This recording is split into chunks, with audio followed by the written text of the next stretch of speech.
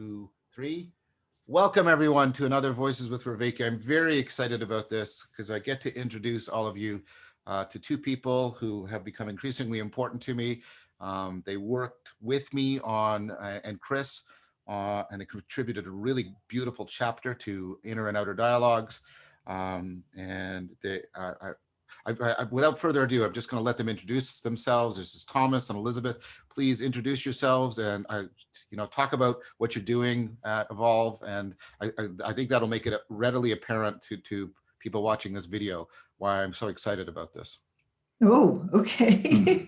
Thanks so much, John. And it's great to be here and to be introduced to your audience. I'm Elizabeth Debold, and by training, I'm a developmental psychologist. I studied human development at Harvard, and my focus was on gender development, and it was part of a lifelong search to figure out how do we get beyond the kind of binary opposition that seems to be at the foundation of the idea of masculine and feminine, and the persons that then we become, and what that does to human dynamics and so forth. And you could say, in some ways, skipping to the end, that the result of that search has led me to this work with the awakened we, that to realizing that this form of identity is so deeply embedded in our structures of knowledge,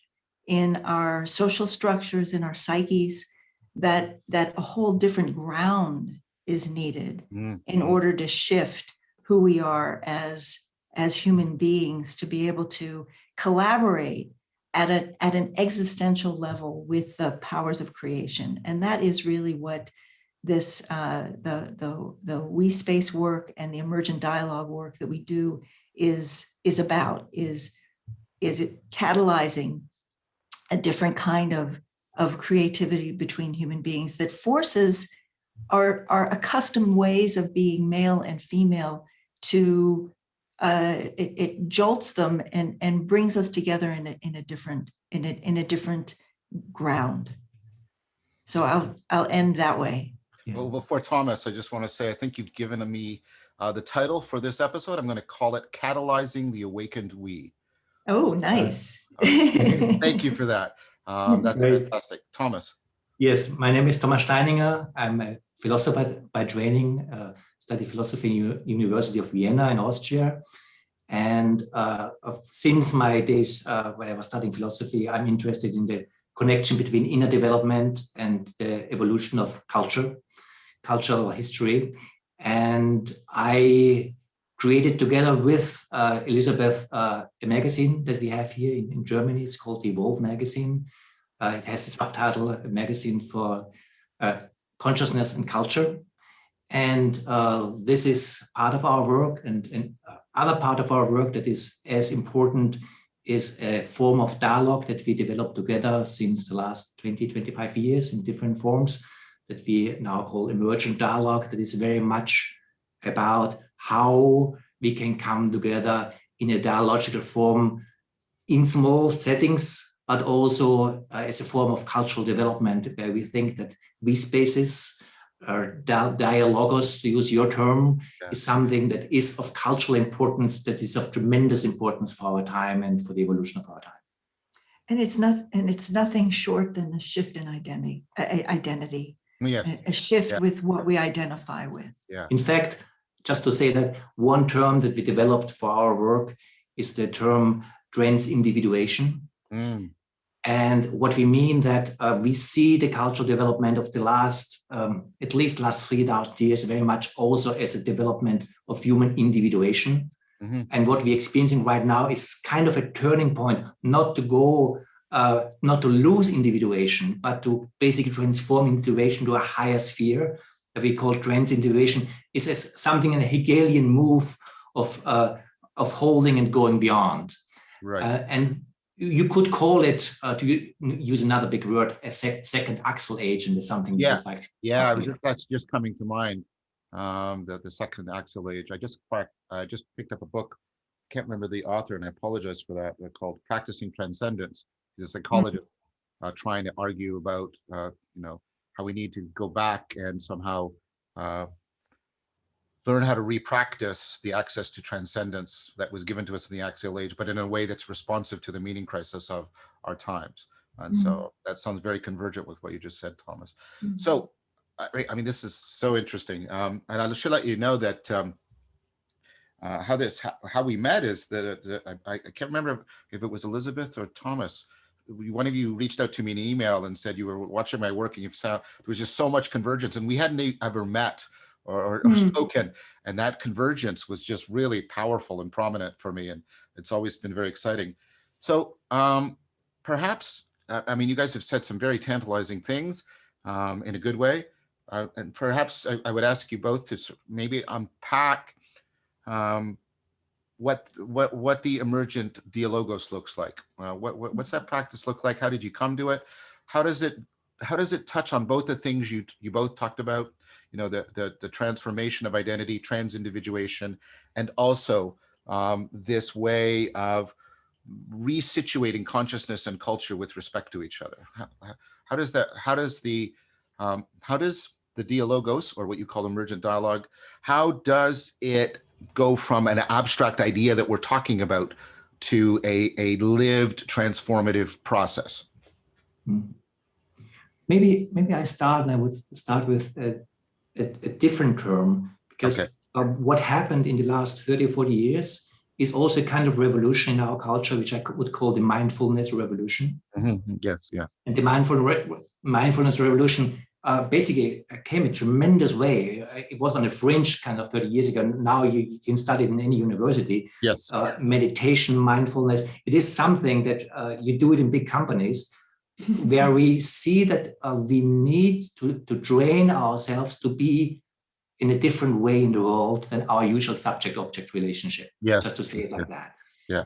And what our work and dialogue is about, in the way we understand it, that there is a second step in the mindfulness revolution. Yes. I would call from individual to collective mindfulness. Right. To be together in a mindful way, where we are able to connect with each other in a different way than we are deeply used to, which basically here I am as a subject, and here are you as an object, or maybe as a you in a way. But in this kind of separate, there's a different way of being present together that changes our being in the world.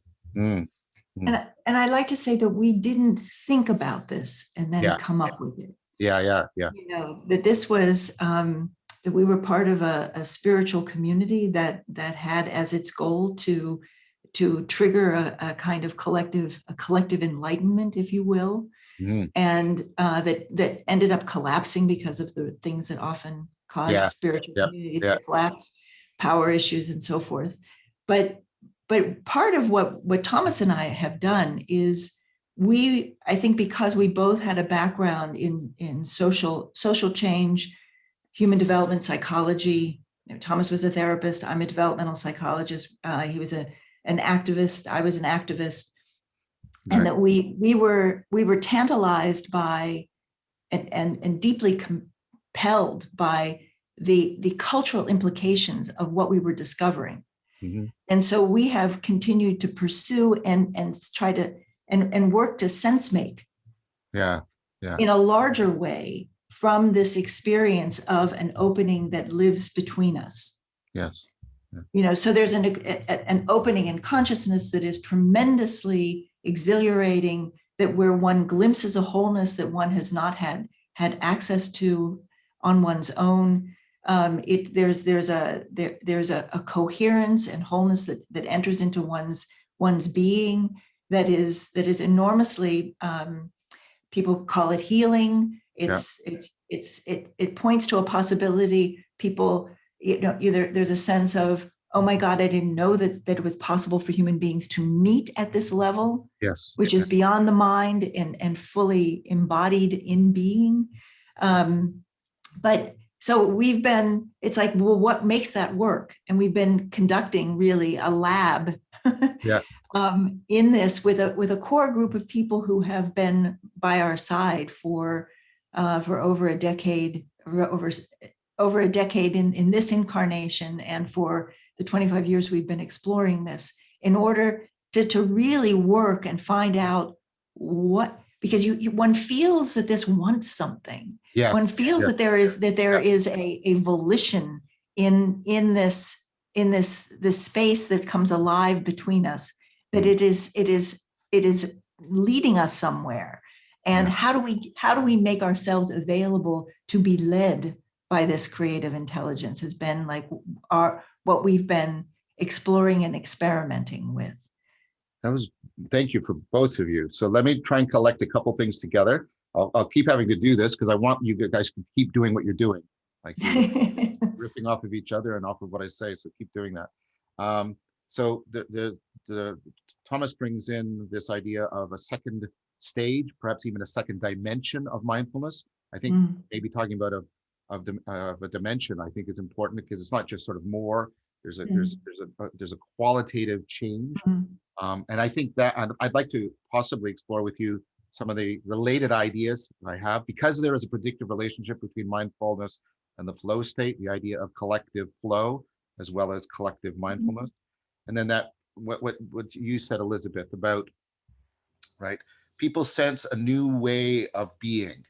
And it has almost a vocational. I sort of prefer that over volitional. Right? It has sort of more vocational in the sense that it's calling us, it's drawing us, leading us somewhere. And I've been impressed, and I take it you guys have been too, by how often in these practices people feel something like the presence of a spiritual dimension or a spiritual presence without sounding hokey or spooky. They know there's something more at work. And then what's interested me about that are two things. One is the existential aspect, bringing those two together because of the relationship between mindfulness and the cultivation of wisdom, for example, in many wisdom traditions, is how people can, not always, because I've been in these situations where people are satisfied just with the intimacy of the we space, but I've also seen and experienced, I've also been doing participant experimentation, I think that's what we could call it, how people go from an intimacy with each other to an intimacy through that we space to something more like being or reality, that there's a fundamental way in which the world is now disclosed to them. They're connected to the world. They see possibilities not only in themselves and in other people, but they realize possibilities in the world, if I can put it that way. And so there's that existential aspect. And then the other thing that, of course, and you knew I was going to say this, I'm really interested in the cognitive science of all of this, what's going on. And if we step aside from mythopoetic language, which I think is completely appropriate when people are practicing and training, and I'm not telling people how they should talk. I want to make that really clear, right? I'm not doing that. But that's different from, I want to understand what's going on there, and can we use some of the cutting edge cognitive science to talk about these processes, hopefully to help clarify them, and perhaps, one hopes, give some science that could help improve the practices in a reflective manner. So those are two things I'd be interested in sort of opening up with you more. What about the first point? Because I know Thomas, I mean, we've spoken frequently. I mean, you're like Guy Senstock in that, there's a Heideggerian background to this. And that, of course, that Heideggerian background has had a huge influence on what's called 4E cognitive science. How would you respond to what I said about there can be a I don't know what to call it, a second movement within the we space where people go from just inter to trans, right? There's the we space, and instead of just relating to the we space, they and I mean this sort of properly, they relate through the we space to exactly. Right. So could you comment on that? In fact, I'm very grateful that you're going there, because I think that this is the decisive ingredients that really opens the key. That is the key to this. And it's very easy missed, also because when we talk about we space, this is kind of a dangerous term, because everyone thinks V-space. I know what a V-space is. We all know what V-spaces are. We all times, everyone is all the time in a V-space, so we know what it is. Until sometimes it's true, but there are different V-spaces, and I think it's really important to see that there are qualitative differences that are decisive. And what you are pointing to, I think, is really what makes it work. And usually when we are in a normal V-space, the way we perceive a V-space is that I'm here, Thomas, and here's Elizabeth, and here you, John. And if we have a good V-space, I'm aware of you, which is already a lot. I'm not autistic and just basically talking to myself and using you kind of as someone who is basically participating just in my world. I'm able to be aware. I'm opening to an I-thou relationship to both of you. That's already a lot. That's already, it is. But there's something different where from Gestalt psychology, we know that the whole is bigger than the sum of the parts. And that's true also for the experience of a dialogue of a V-space. And there's something possible when I experience this V-space, not just from the Thomas perspective, but somehow I'm kind of getting inside the whole that this dialogue is emerging in, and experience that I'm not separate from that. And if you want to use mythopoetic language, for me, it's even more than mythopoetic. It has some reality. It looks like you can look through the wholeness of this V-space. Change your perspective. I'm not only seeing it from my Thomas perspective. There's a wholeness opening up where the participants of the V-space are very aware that they're together in something. One word that we use for that, it's a co-consciousness. That my consciousness and your consciousness don't seem to be separate as they usually are. Is sometimes called also the third factor. Or we also say that the V-space becomes self-aware. Like the individual. I mean, I have been, or we as a species have been individual in some way, much before we have been aware that we are individual. And every child, you can experience that a child is a child, but at a certain age, a child is able to say I and mean something with that. And also in the V-space, there is the possibility that all of a sudden we are self-aware of the wholeness that is emerging with us and through us.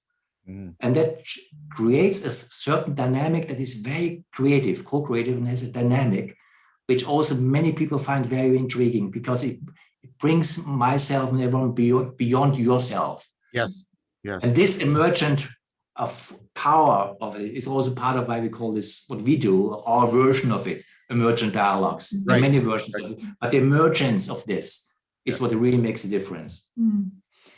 And it's interesting, because what you're describing, Thomas, is a higher level of individuation, actually.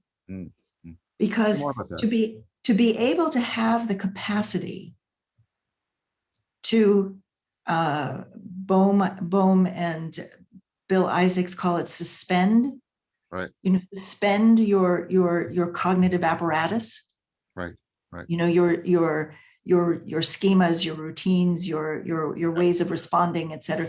But to be able to hold that in suspension, and through mindfulness practice, or through whatever meditative practice or larger awareness practice that one has, to be able to rest in and open to the field larger than the people. So the field or the intersubjective arena is not just what happens in the center of a circle of people. It is actually something that is much larger than, and is holding the whole of the group. And it's when one can let go of and suspend one's selfing processes and open to this space, a different form of intuition begins to arise. That is an intuition that is informed by the whole and one's own experience. It doesn't deny one's experience, like that you're no longer John, I'm no longer Elizabeth, and Thomas isn't Thomas. we have these pools of wealth of experience and information, but that it becomes then we become used by and available to something that has an intelligence to it that I can't put my finger on. Mhm, mhm, mhm. You know, that is not something that it's like, oh yeah, it's that. And it's a kind of left field intuition that is that guides my responsiveness in this particular context. And so it's requiring a quite sophisticated discrimination Mhm, mhm. between my individual agenda, experience, habits, fears, auto responses, deep instinctive defensive responses, etc., from this and being open to the intelligence of the field. That's fantastic, what you both said. Okay, so I want to see if we can now do a bit of the uh, perhaps bridging to some of the cognitive science around this. But I want to do that with due reverence. Like, I don't want to trespass on what we're talking about here. I don't want to trespass on the phenomenology, on the ontology. That's not my point. My point is to try and understand this in a way that, well, first of all, I'm a scientist, and understanding this important phenomena is important. But for people who aren't interested in it epistemically, there might be a way in which, so please don't misunderstand what I want to say here. But there's a way in which many people could hear what we're talking about and regard this as kind of spooky and weird and just strange. And I know you're both being very careful and very clear. And so I'm really not insulting you. But what I'm saying is, perhaps if we could talk about this in cognitive science terms as well, that could remove that, I don't know what to call it, threat or misapprehension, maybe better, misapprehension, and afford a more appropriate framing response. Does that seem like sort of plausible? Great, very interesting. Looking forward to hear. So, I mean, so there's some ideas to begin with here. And one is, well, let's start with extended cognition. And this is an idea from what's called 4E cognitive science. One of the E's is extended cognition. And more we are coming to the idea that a lot of what we call cognition, a lot of our intelligence, and I mean that very concretely, our ability to solve problems is not born within individuals, but born between individuals, and not just individuals, and also perhaps tools and technology, etc. We're using technology right now, for example, right? Or else we couldn't be forming what we're forming without this technology. And I know, Thomas, there's some Heideggerian things about technology, but I just want to use that because one of the classic examples was Hutchins' Cognition in the Wild really started this idea. And he talked about, the navigation of a ship, and no one person navigates a ship. There's a bunch of people, right? There's a bunch of people and a bunch of equipment, and they form a dynamical system. They form a self-organizing, self-correcting system. And it's the intelligence of that dynamical system that navigates the ship, which is a good metaphor, by the way, for what I want to use here, right? And so, and then the realization is that this is predominantly the case for us. And the idea, and this goes to work by my good friend Greg Enriquez, who had real precedence in publication, later work by Sperber and Mercer and others, showing that we tend to work better within distributed cognition. And I'm going to say something that's very anti-Cartesian here, but right, that even our capacity for reasoning, like, it's not that it can't fall into error. There are group errors too. I'm not proposing any sort of, pristine perfectionism, but our reasoning even works better. It looks like it evolved and was designed by evolution to work in conjunction and in dialogue with other people. And I tend to think this was the great Socratic insight and realization that we do better at getting closer to the truth when we are in these kinds of emergent dialogues than when we try to reason monologically. And so the discovery of distributed cognition and dialogical reason and then also dialectical reason. And dialectical reason is the idea of a sort of a post-formal stage in Piagetian terms.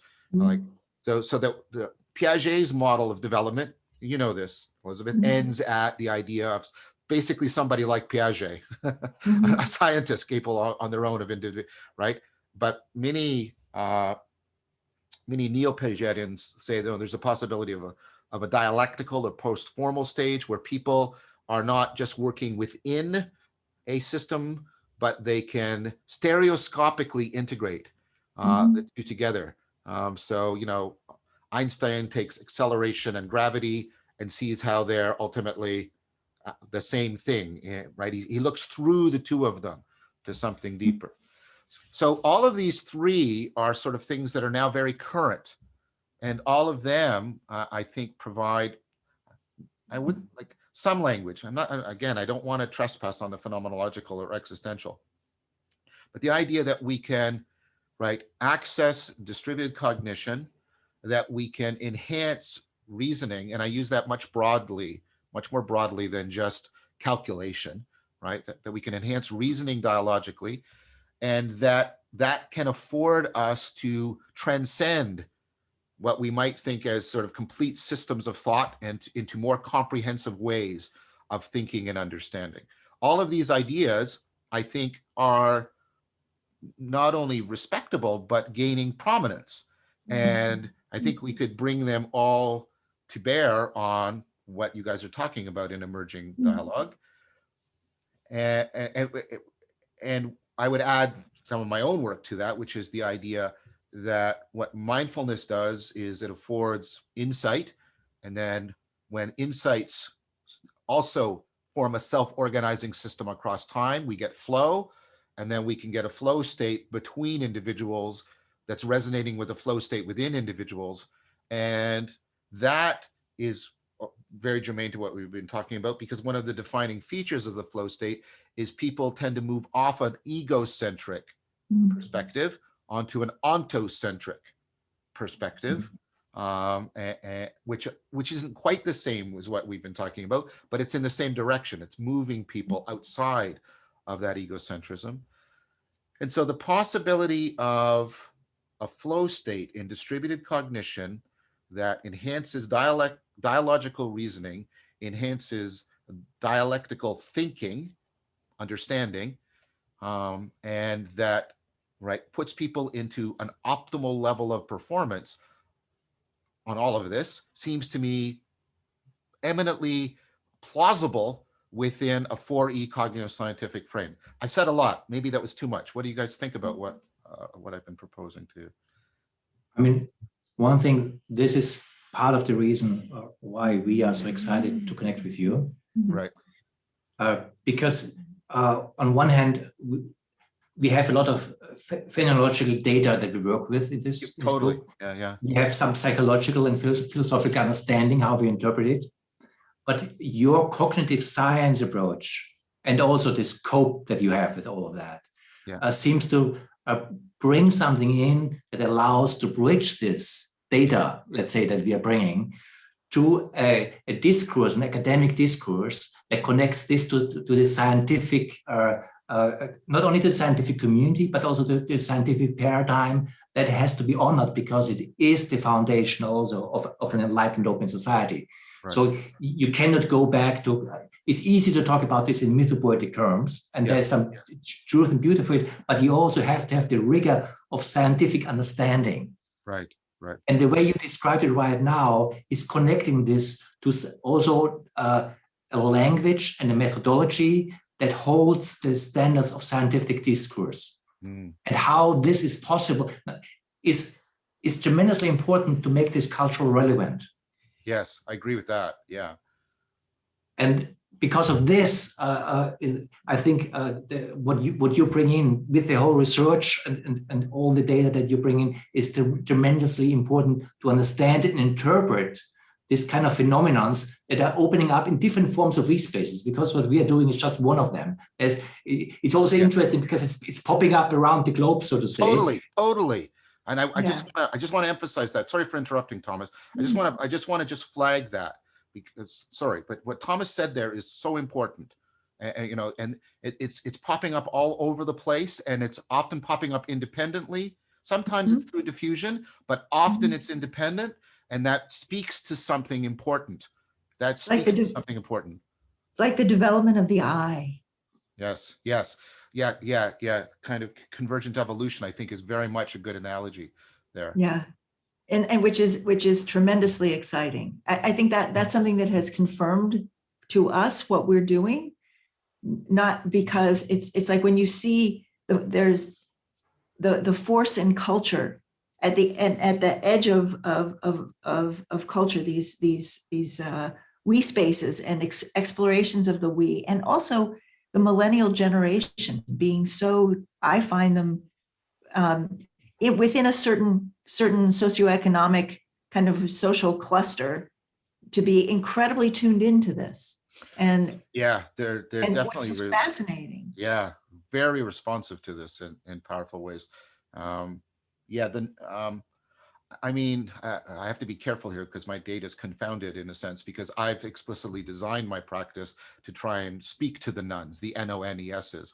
So the fact that they're responsive, like that's not just independent evidence, but nevertheless, it also shouldn't be ignored, right? There's some responsiveness there that I think is really important. So there's there's just one thing I want to add to this, which is just also very hardcore. It's also the development of technology. Yes. Because where we are right now is very different than the birth of modernity. Yes. And one of the difference right now is what we're doing right now is the existence of network reality through the internet, where our form of individuation changes radically. Let's say one of the main practices in early modernity to basically train yourself in your individuality was reading novels. Reading novels, the capacity to have a book, and as an individual on your own, to relate to the individual story of someone else was an enculturation. You learned how to be an individual in a way, and that was a cultural technique that was introduced through technology. Yes. Through the book and through the novel in early modernity. Right now, with the birth of the internet, this kind of training is radically transformed, because all of a sudden, for the good and for the bad, we are all the time in some kind of networks, and there's a kind of a network reality opening up through Facebook and everything else. I'm not saying it's all good. Of course, obviously it's not. There's a lot of where we don't know what we're doing, and it's kind of where we're going is queuing on the next kind of cultural identity that we are creating. There's a lot of things going on, but it shows something that distributed cognition is also based on a different form of technological reality that we have to basically also learn not only to live with, but to use. And there's something very powerful also listening to the dialogues that you are having, where basically instead of reading someone's big book, someone has worked for 20 years and then you put it, and I'm sitting here in my office and reading it, you are in the midst of the dialogical process of intelligence emerging as a distributed emerging reality. That's a different time that we are in. That is also part of, I think, why this is happening, what is happening right now. Go ahead. I just don't lose your thought, Elizabeth, because all your thoughts are pearls. I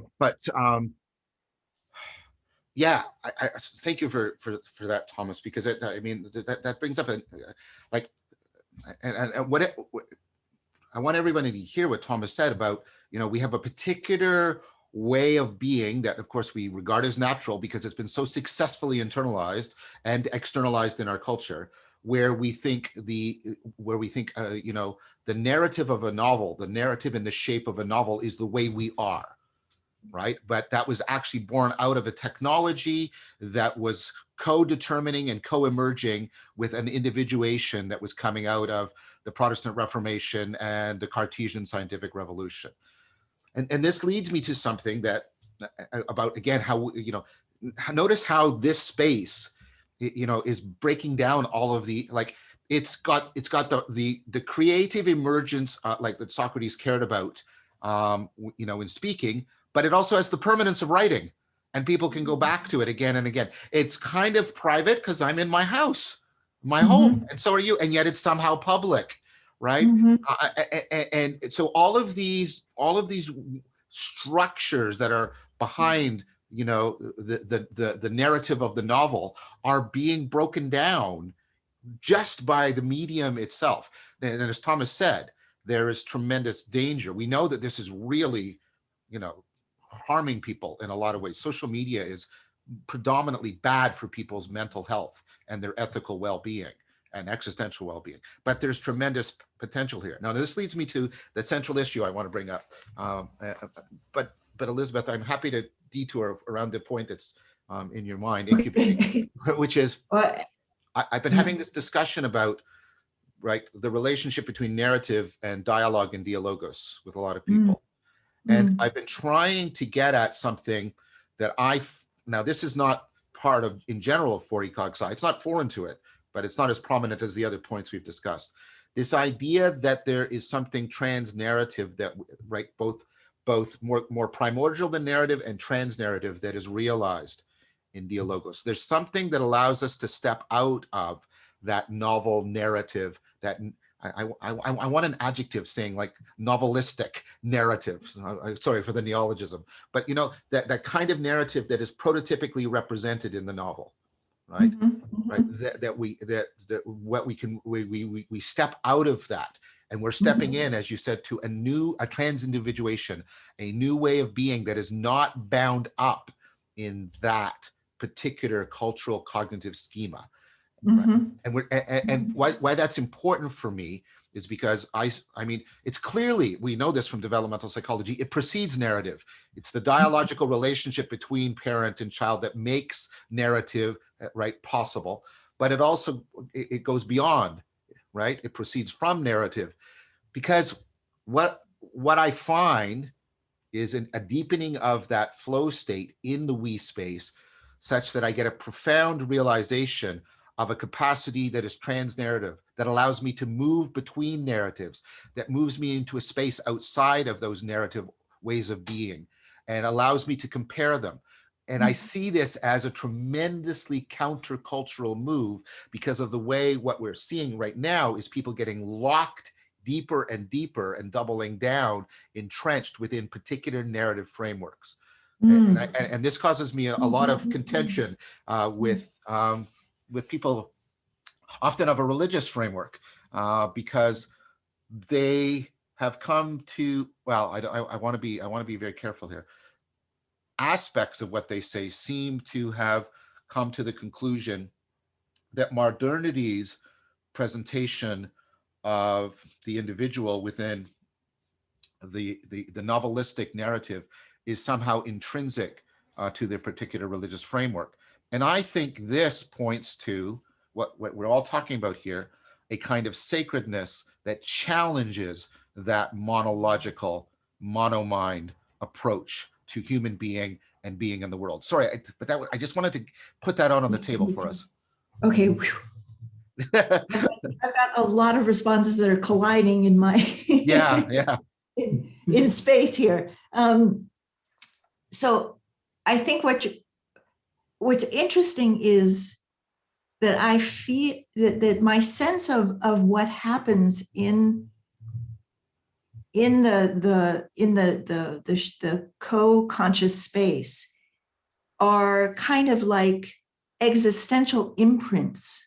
It's sort of like a resonance field, and a resonance that is that reverberates with our existential mortal situation. Yes. And with the divinity, if you will, and with the eternal. Yes. That is part of the cosmic fabric. Yes. So it's not a narrative in the sense of a novel. No. But there's a way in which there's an imprint that allows people greater freedom and a different foundation of identity. Yes. that is not it's not a personal identity in a certain way. But it's not impersonal either. No, it's very personal to oneself, Yes, yes, but it's not simply my story. It's more my humanity. yes, yes. You And- said, yeah, keep going, please. And in that there's a capacity to communicate to those who are clinging to a monologic identity. Yes, yes, yes. Because one can hold a field because there is sacredness there. There is a sense of the ultimate in this kind of resonance. Yes, very much, very much. And one's grounding in that ultimate and trust in it, because one experiences at a deep level that it is inherently trustworthy. Mm-hmm. And yet it's one doesn't have to do anything for it. It is Yeah. our birthright. Yeah, yes. But that deeper identification with these dimensions of ourselves gives one's flexibility in relationship to ideology, in Mhm. relationship to Yeah. stories, allows for a lot of flexibility. But at the same time, because there is this reverence for the existential, for the human dilemma Yes. of mortality, that there's a way in which that can hold a space that is recognized by people of faith as having some quality to it that is what they mean by the holy, or whatever it is that they hold agree. dear. Yeah. And so there's think, there's a potential in this culturally to be able to kind of calm down the agitation Yes. Yes. that so many fundamentalists, of all different stripes, Yeah. Yeah. have around meaningfulness, because this is also inherently meaningful, and that there's a way in which that were this to be more a cultural ground, that you could see that there would be a space for people to have their monological narrative. This is what I think part of what Thomas means by the open society. Yes. Yes. That we can have this plurality held in a depth of unity and interest and curiosity. Which also, if I may come in here, leads to a distinction that we just came to recently, and we're quite excited about it, to make a distinction between we spaces, between identity-based we spaces and open we spaces. Right. Right. And to see how they're completely phenomenological different. Because you come from, and it can be an individual identity, but it can be also a group identity. But an open we space has a different starting point. It starts with presencing, with everything that's present, and be open to that. And that is a very powerful starting point for a dialogical process, but also for how we create society. So there's something where I feel also, that goes very different, I just want to touch it, where the foundations of open society can be thought in a much deeper way than we usually do it, where basically the openness of the open society has a sacredness to it. Yes, yes. That we are able to meet without 10 commandments or a pope or an emperor on top, but there's a meeting point where something can be created between us and held just by being present together. And there's a lot of trust needed for that. And to be able to do that, and maturity that in itself has something that is of fundamental existential importance for creating open societies.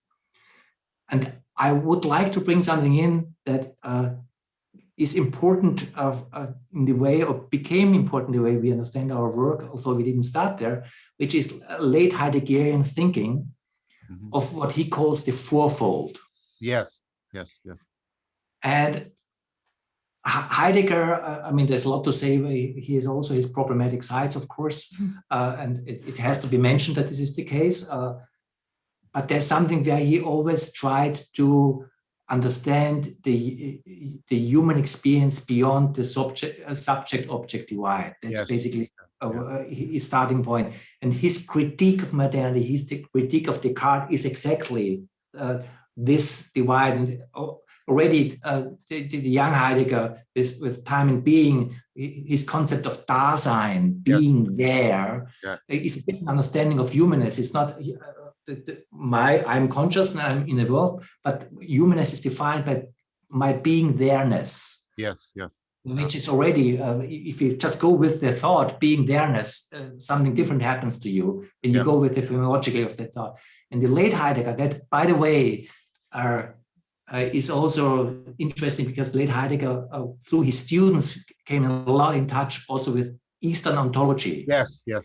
Yeah. Taoist and Zen ontology, and that in academic discourse is not, you don't hear a lot about it in academic discourse that Heidegger did that. And he came up with something that we find very interesting for dialogical spaces, which he called the Fourfold, that every presence, that's a little bit our interpretation of him, just to make it short. Please. Every presence basically is held in 4 dimensions. And he used kind of a mythopoetic language for it, but he has a very philosophical thought behind it. He said earth, sky, the mortals, and divinities. Yes, yes. And the way we understand it, in which we find very fruitful to understand any kind of collective presencing, is that every now is standing on something. And this something starts with the physical, then we are held by earth, but also it starts on culture, history. Our conversation stands already on the relationship that we have built. Yes, yes. And the next conversation we will have, this, what we are doing right now, is already the earth it will stand on. And what a present is standing on also determines what it's open to. Mm-hmm. This is the sky factor. Every present there's an openness. And only when you have a clear sensing of where you stand on together, you get a clear sense of what you're open to. And this allows you to be there, here in the conversation in a very different way, because it's not where I am or where you are, it's this situation is standing on something. Yep. This dialogue is opening to something. And then the other 2 things, just to mention them, because we try to play with it, but we find it very, very useful. And he talks about the mortals. He talks about that this conversation, like every presence is from the human experience occurring in time. Mm-hmm. Infinity. It's not there's an end to it, and it's not just our human end of our life. This conversation will end in a couple of minutes, or so that changes the experience of the now. To be aware, because this allows also to be aware that certain things are appropriate to say in the beginning of a conversation, certain things are appropriate to say in the end of the conversation, so that the form becomes full.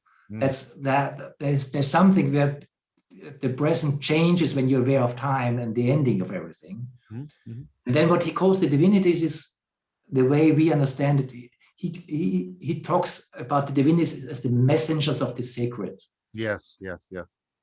And to be aware that every present moment shows up very different when you're aware that it's not just trivial what's happening between us.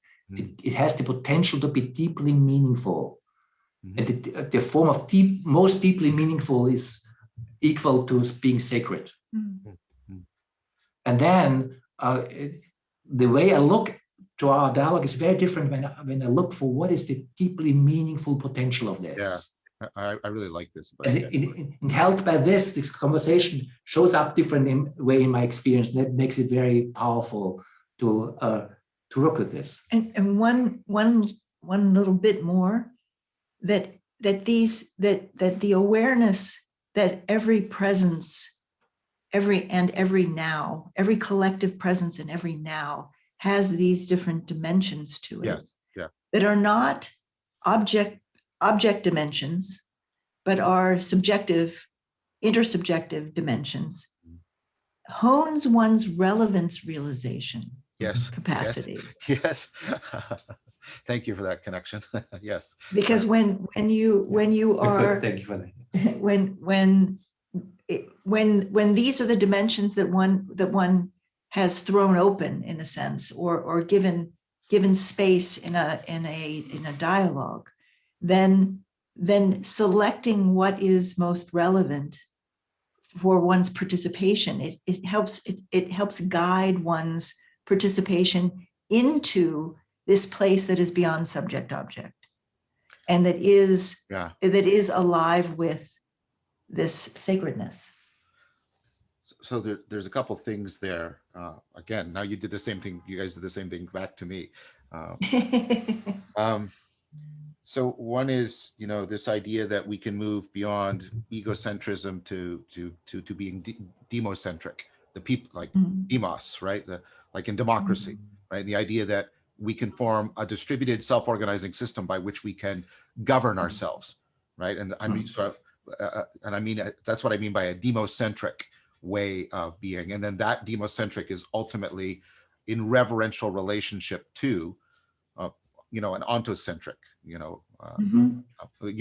and that made me think of, I think a philosophical school that all of us, all of us in the dialogical community should be paying more attention to is the Kyoto School, precisely because of that bridging between East and West. And Nishitani's definition of religion as the real self-realization of reality. And then that plugs into, right, what you just said, Elizabeth. There's a way in which the relevance realization goes from being my relevant realization, or how things are relevant to me, and even beyond how they're relevant to you, about how all of this relevance realization is somehow, right, is orienting and disclosing a way of being to us that is otherwise not available to us. And so I keep coming back to this notion that I think we need to do a phenomenological and functional revalorization of, which was the association between the sacred and glory. And as soon as I say glory, people are off because they think of what we've turned glory into, which is just the self-aggrandizement of an individual. But what people forget, for example, is the term most frequently used of God in the Bible is glory. Beyond righteous, beyond, right? And that's related to the original Greek phenomenon, that which shines forth, right? And this, and the idea that the relevance realization machinery can be so transfigured so that, right, there is, right, the salience landscaping becomes, if you'll allow me, and I hope this can now be heard right, the glorification of being, rather than, right, that makes us fall deeply in love with being for no instrumental or egocentric purpose. And that to me is something that has the capacity to challenge the very powerful movement towards the increasing, like, shallowing of our salience landscaping, so that we can increasingly be manipulated by political and socioeconomic groups and individuals who do not have our best interest at heart. And that's what I mean when I talk about stealing the culture. Is to get people to experience that, and to experience the liberation that it makes possible. That's what gives me hope when I look at the world. Very much so. I would like to add something. What you're describing only can be done in practice and together. Yes. It's very much related to the distributed sense realization. It's something that's power. That's where I see, if you allow this term, that dialogue as a spiritual practice. Yeah. Because this deep meaning making shows up in the dialogical space as an undeniable phenomenon. Yes. And you see that you can and you have to hold this in openness. And you cannot do it on your own. You're completely interdependent on each other. It's a space that has to be cultivated. But in that, relevance realization shows up. Yes. And I see in this a cultural practice that allows us also to do this in a way where we go beyond our kind of cut off individuated one-sidedness that we used, and then kind of relate everything to that and find a new form of communal experience that, in the sense, at the same time, is not kind of romantic. It's very critical, rational. You can really think in it in a very scientific way. That's why your work is also so important to that. And just the way you also use the word relevance realization, because excuse me if I say that it sounds so technical, relevance realization in one way, but it touches the deepest in your soul. Yeah. And the way you describe it, and also in your meaning-making series, how you kind of work it out in other conversation, it's also very obvious how this is not something that is a beautiful religious idea, how this is very connectable to the most critical scientific thinking, how we understand in a modern enlightened way reality, but it is at the same time something beyond that. Yes. Because it's the living something that opens up in discourse, in dialogos. And this I find is something that shows also as a potential where we can go as a culture beyond where we are. And this is also the other term that we like very much, is the distilling the culture thing. Because this is done not by kind of creating political powers, it's done by collective practice that we exactly. And that collective practice is revelatory. Yes. It's revelatory, and that's what we mean by emergent. Yep. You know, that meaning emerges from it. So it's not a set of ideas or an ideology that's being brought to bear on our social situation or whatever. It is birthing itself as we engage, which is a very different ground of culture. You know, that we're sense making as we go, and we're all. It's also that therefore deeply democratic, in that because it calls us to come together in making sense out of what is revealed through, you could call it the shining. Very much. And so, I mean, and your vision on this is one I really want to emphasize, because I'm in deep agreement with it, that I think this is where we have to look if we want to reground democracy. Trying to ground democracy in identity politics, or sort of socioeconomic productivity, or the power of the state, all of the things we've tried, I think we've got clear evidence that those are failed attempts to ground democracy. And I fear that people are now coming to the conclusion, Plato's conclusion, that perhaps democracy doesn't work. But I think democracy deserves another chance. And I think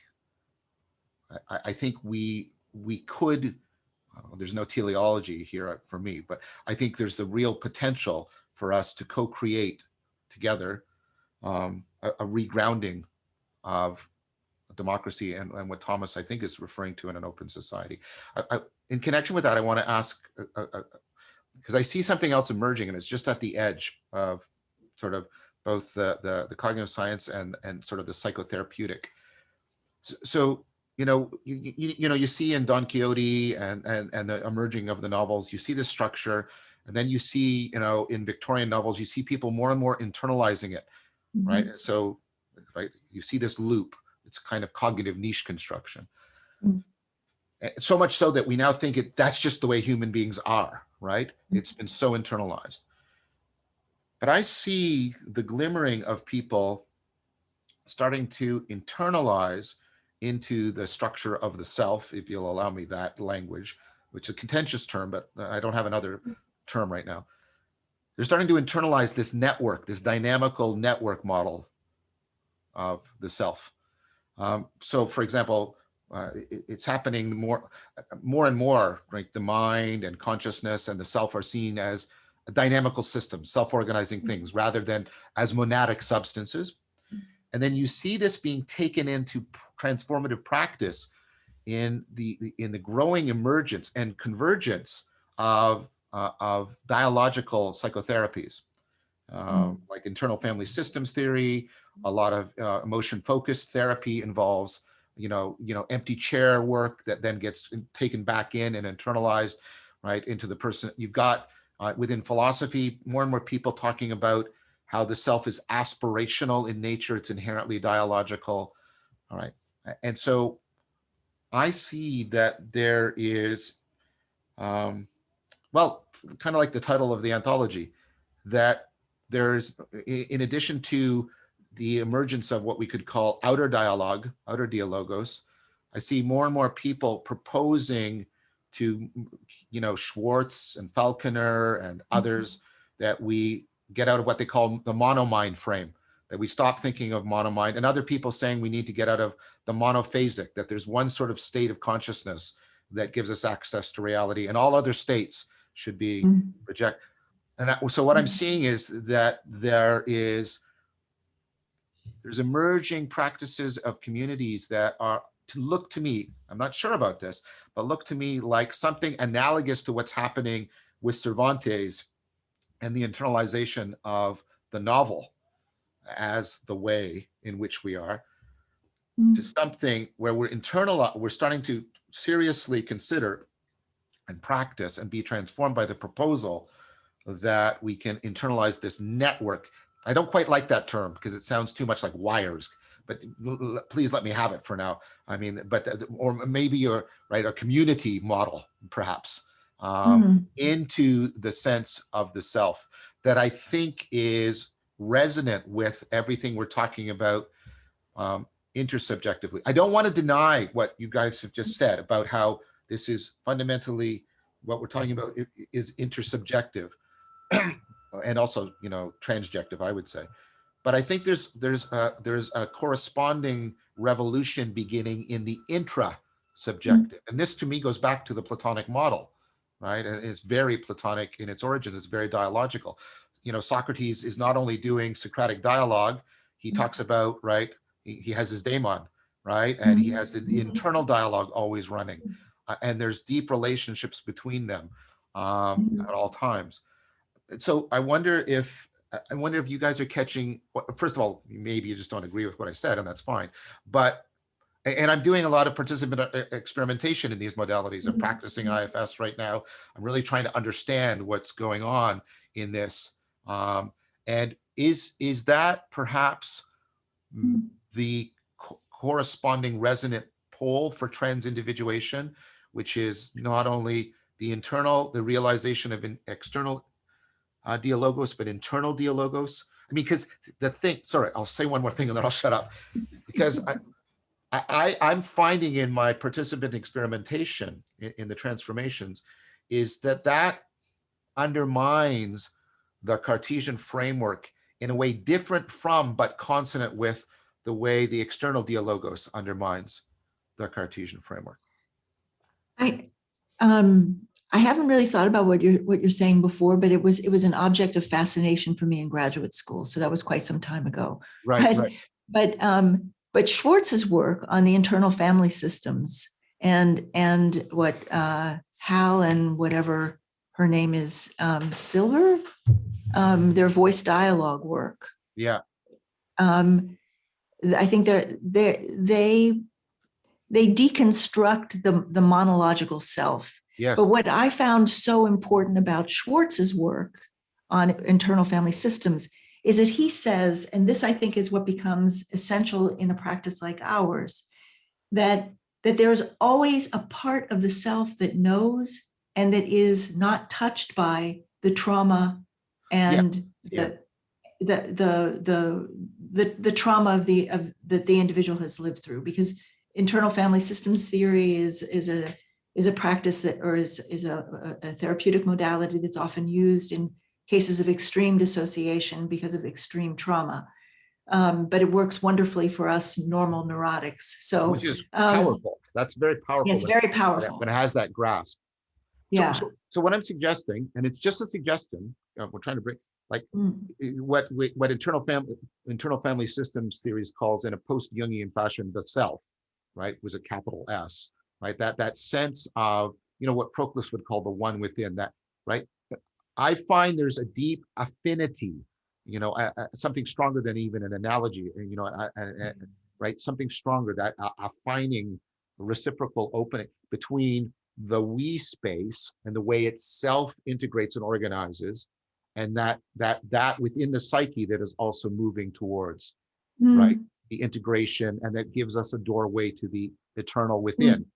And that, and I see in Neoplatonism, the like in the practices of theurgia and theoria, an attempt to try and get to get these two dialogues into kind of a meta dialogue, and I maybe I'm reading too much into things, but I see something happening as a real potential.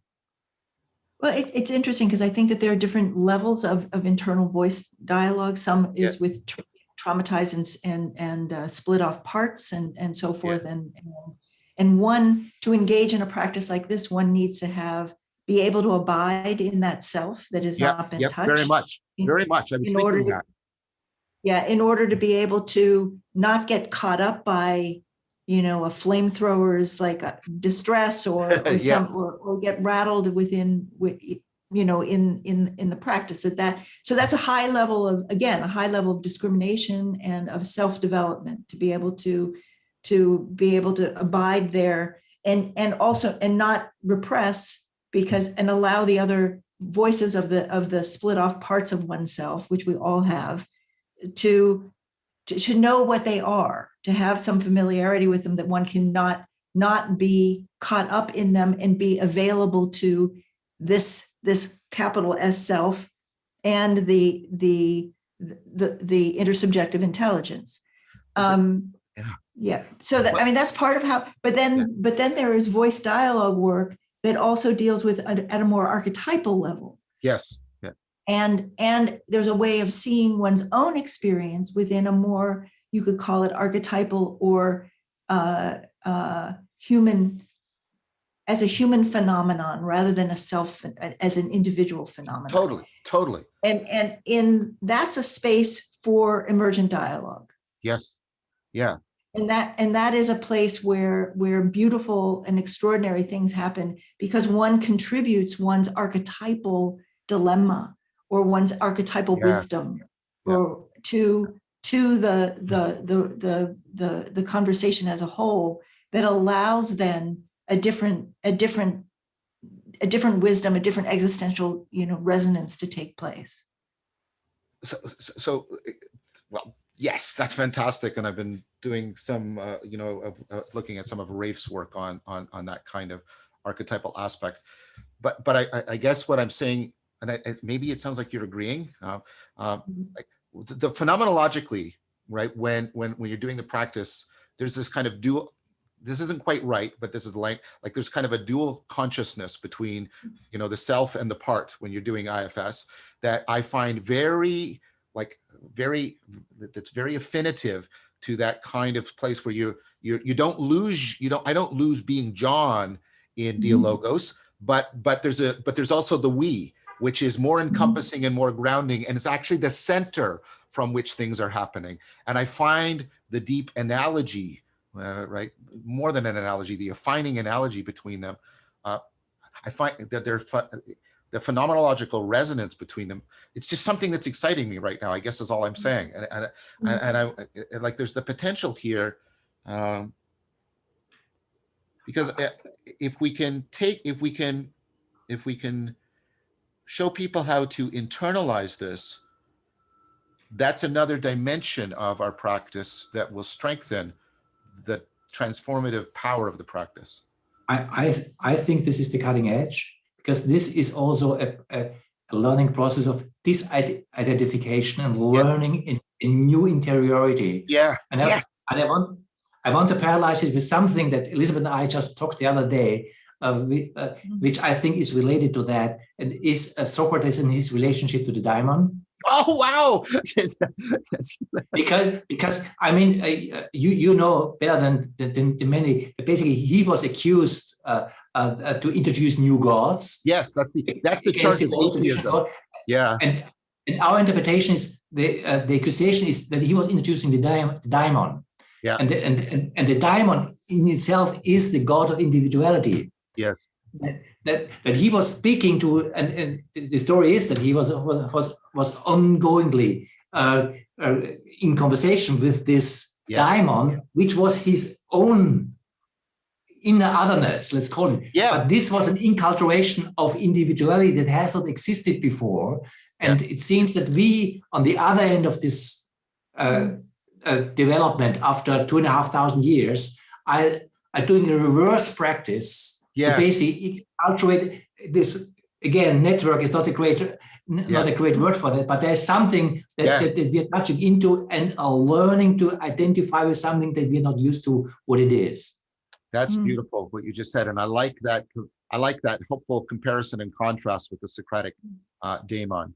And we would probably call the daemon Eros. Socrates would be okay with that, I think. I think Socrates would be very okay with that. Well, guys, I think this is a good place to maybe pause, because I'm hoping you, both of you, will be willing to come back, and we'll have another Voices with Vervaeke together. I'd love to. But I mean, getting to the cutting edge is a good place to end for now. To end for now. But I wanted to give both of you an opportunity to, like, any further things you want to say, any way of, pointing people to your work. You guys will send me, I keep trying to change that. You folks will send me links so people can find your work.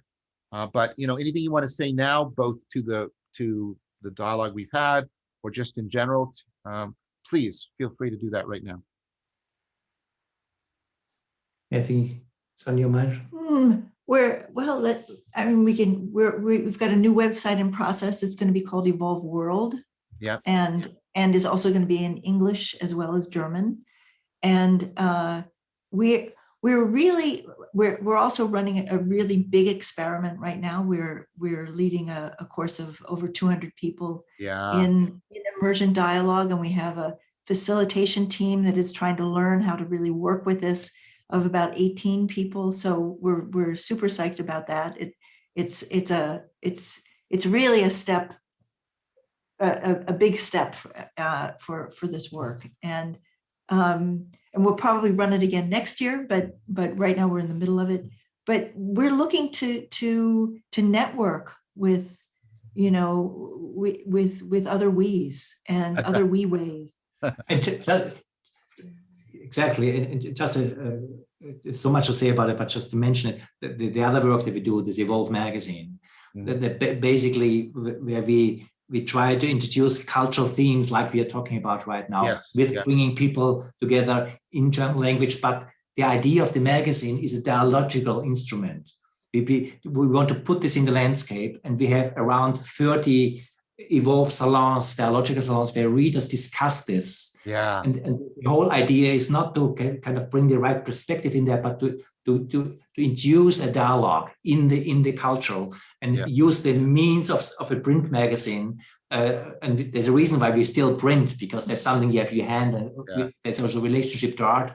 But the whole idea is to create a culture where we are able to synergize, and to use means of synergizing. That's kind of what we try to do.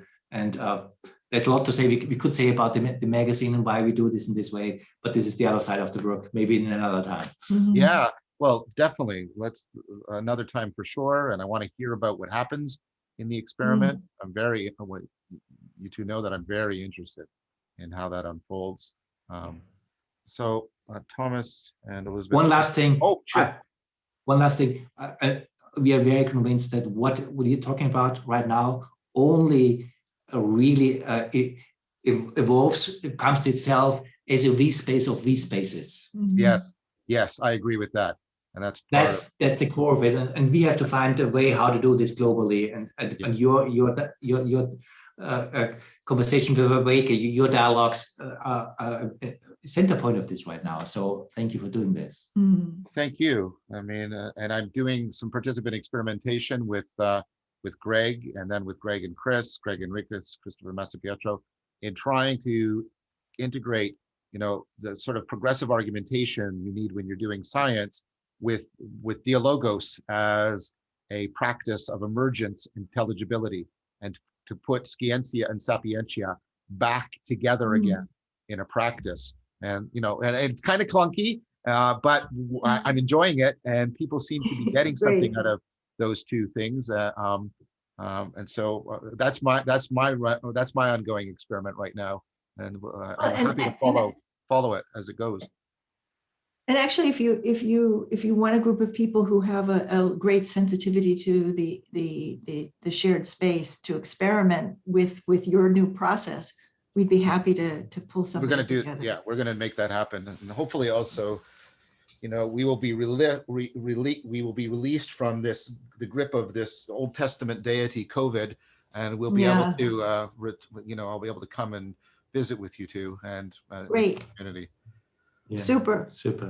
So thank you so much. We will definitely talk again. Thank you so much, Thomas and Elizabeth. It's always wonderful to. I always get so caught up in enthusiastic entheos, right? Entheos, right?